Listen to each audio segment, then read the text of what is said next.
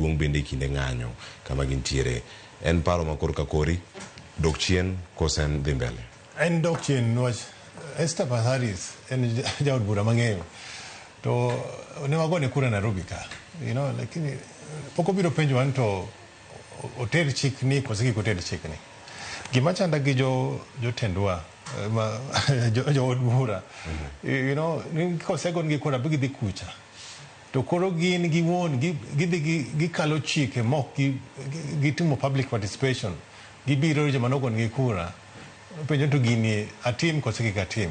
Koro ananeno ni chik mar geto gayo ng'anyo ni ok en gimonego bed ni wamiyo priority. Gimonego bed ni wamiyo priority sani en ni wanyalo loso chike mamiyo gimomiyo ji dhi ng'anyo ni mondo los. Iwinjoga ka jopiny nigi ywak, onego bed ni Esther Pasaris gi jood bura gi jotelo te ng'iyo to ang' momiyo ji ng'anyo mokwongo. Onego bed ni ging'iyo gimomiyo ji ng'anyo mondo wagol gigo.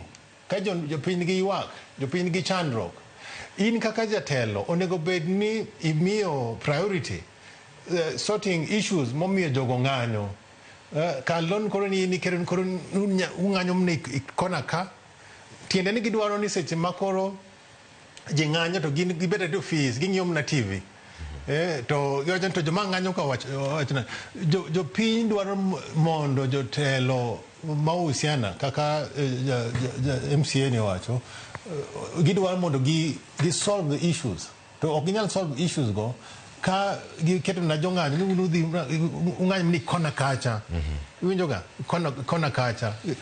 To gima duong' makenda paro ni watimo Kenya ka en ni police ma Kenya onego tim ni training. Wach ng'anyo ma Kenya, police ma Kenya nyaka nene nyalo paro kan ndalo manene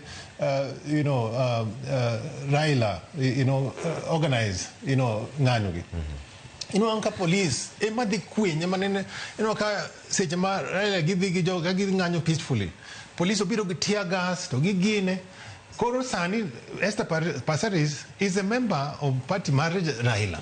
Koro because Raila sani nigi broad based koro neno ni sani mondo ni koro ogine otim gima onyalo control go ng'anyo ni. To ema wacho ni is not fair.